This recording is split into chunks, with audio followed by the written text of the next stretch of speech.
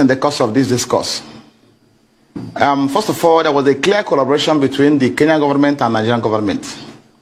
I'm happy now that they are denying the fact that Nnamdi Kanu was arrested in their place and also handed over to Nigerian government. But I can assure you that by the time we finish with them at the international court, they will never remain the same. What's important at this stage, and I've already made known to the world, is that he was arrested at the airport on the 19th day of June 2021. And he was taken to an unknown residence. That is a fact. He wasn't taken to a custody, and they recognized the official custody of the police over there. He was taken to an unknown residence where he was subjected to inhuman treatment. Nnamdi Kanu was tortured, maltreated, and beaten, mercilessly beaten. So these are facts within our knowledge, confirmed by him to us.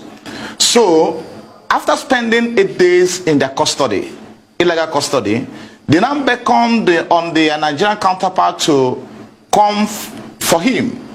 And by the time they came, Nnamdi Kanu was apparently unconscious at the point they came to pick him. He was unconscious. He was near lifeless at the time they were about taking him to Nigeria. So, and consequently they brought him here. So now, to tell you the level of their conspiracy and the desperation to get him jailed at all costs by enemies. They brought him here on a Sunday, and the federal government is fully aware that I'm the lead counsel to Nnamdi Kanu. And there's a charge against him before the court, which has been subsisting has been going on. Because after invasion of his premises on the 14th of September 2017 by the Nigerian military and soldiers, who killed over 28 persons in his house, and by act of providence he was narrowly escaped, we filed an application before the court for an inquest into what transpired in his house on the 17th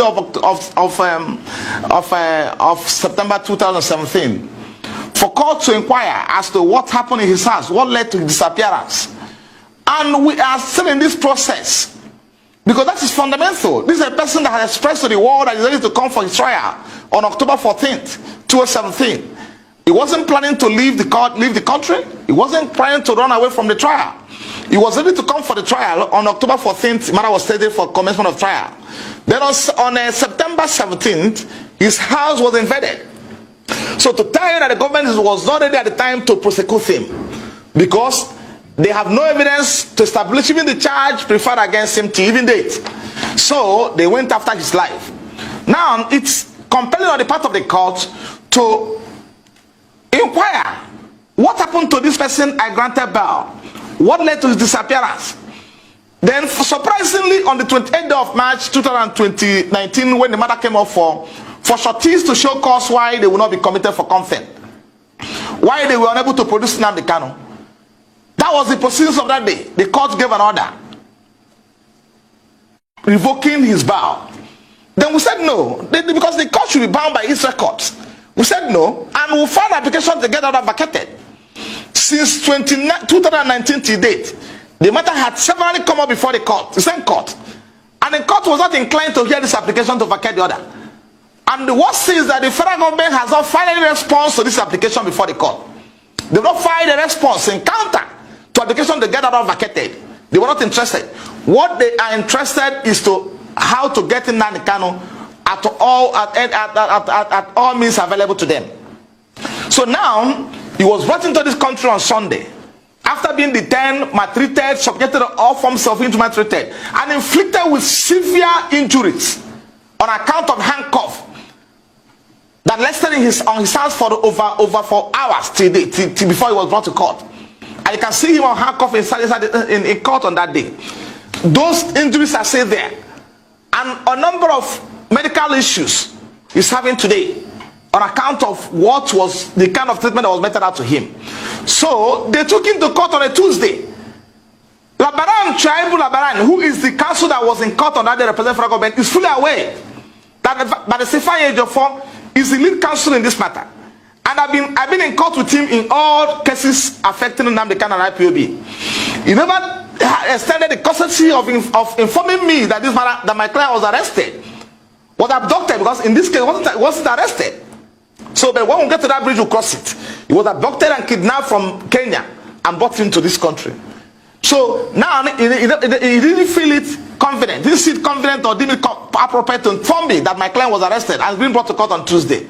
So that shows there's a collaboration between the government in question, as we stand today, and the people we are appearing before them.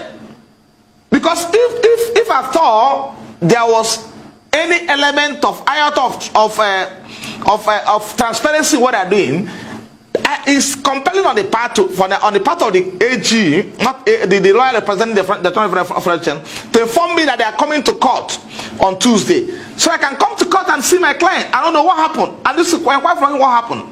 So on Tuesday, they took him to court, and the court asked them, "Where is Mazi Nnamdi Kanu? Is he not in court? Was he not informed?"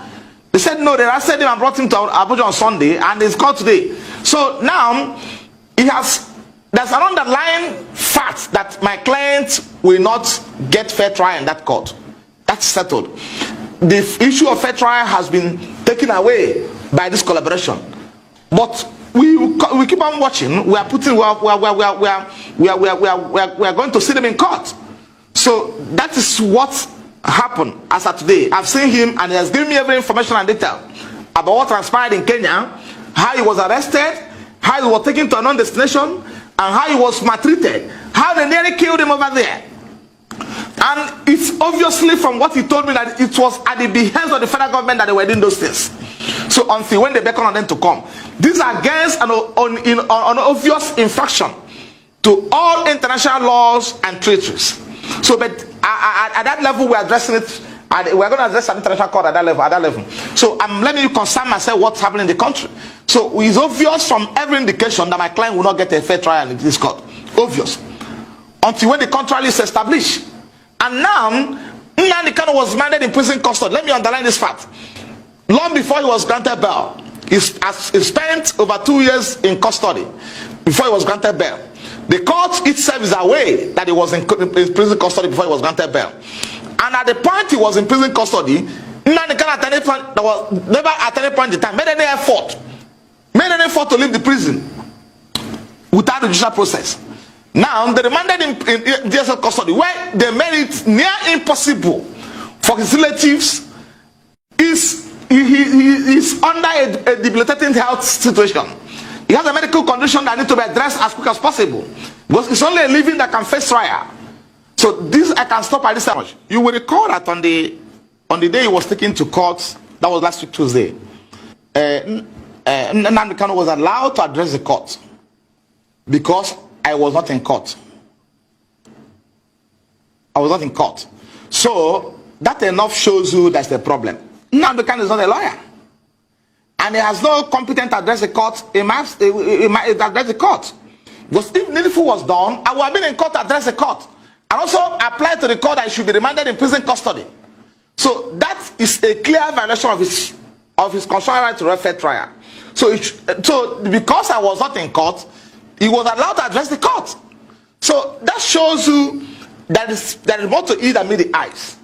Because Labaran has my number. The office of AG has my number. They have simply put on a call across to me that they've abducted, whatever they call it, they classified it as my client somewhere in Kenya, and brought him to here. And I take him to court on Tuesday to continue his trial. Then I'll be in court on Tuesday. And also convince the court of the reason why he should be sent to prison, to correctional center. But in this case, the court allowed him, which is abnormal, which is unethical, allow him to address the court. Why should court be asking him why he run away when I'm not there? We have an application before the court which contains his affidavit on oath, deposed before a commissioner for oath in Israel, stating the facts of what transpired in his house on September 14, 2017. How he nearly escaped death. How he was ready to come to court on 14th of October 2017 to face trial. Then this are before the court, and court never entertained it. Court never entertained it. These are record black and white before the court. Court has never entertained this application before the court. So I will be craving the court or at any adjournment for the court to hear it, because it's fundamental to his fair trial, to the right. The court will hear and understand what transpired in his house. That's very fundamental. Then the court is now allowed to address the court on these facts, which are already before the court. So that's area why I'm entertaining fear that he will be granted a fair trial in this court. So now, coming to what happened in court, the matter has now been adjourned to 26th of October, to 6th of July. Let it be clear to everybody, you never jump bail. Because if the federal government was serious about prosecuting Nnamdi Kanu, if they are serious about prosecuting him, they will allow him to come to court on September 14th, 2017, October 14th, 2017, to face his trial. Are you telling me that soldiers that invaded Nnamdi Kanu province are not from Abuja? Are they acting where they acted under the instruction of someone in Abia State? The answer is no. They came from Abuja and have the instruction of the federal government to go to his house. So and they are fully aware that Nnamdi Kanu was scheduled to be in court on October 14th. And in one of his broadcasts prior to the invasion of his premises, he told the world that he's coming to court to over 1 million members of IPOB. He informed the court all the world. So why didn't they allow him, if they have any case against him, to come to the court on October 14th?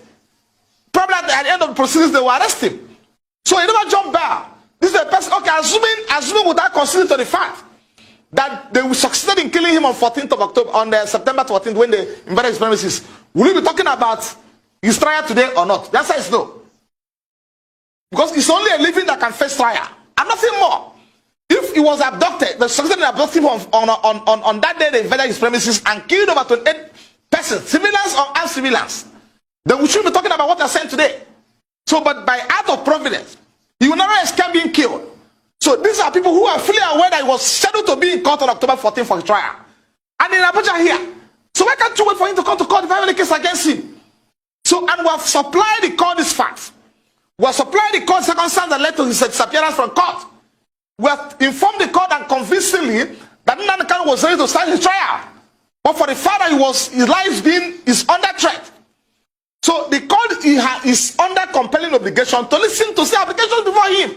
Let me say this to you, because it's important for us to inform you appropriately. And whatever I'm saying today to you today, I will furnish you with documents to that effect, black and white. Before the date slated for his trial, the federal government, acting to the Attorney General of Federation, filed an application to vacate his bail, to vacate his bail, right? On the premise that he has violated his bail condition. This application was filed in black and white and served on me. And I responded to that application because it's a matter for court to decide. We cannot at this stage, at that point in time, or probably during that period, determine when Nnamdi Kanu violates his bail condition or not. And also, I want you to appreciate the fact that I had also filed an application to validate their bail condition before they file their own. So this is a pending application before the court.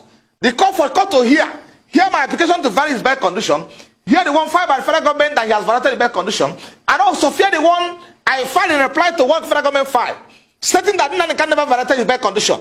So they're supposed to hear those applications. The court is under a duty to hear that application and make decisions.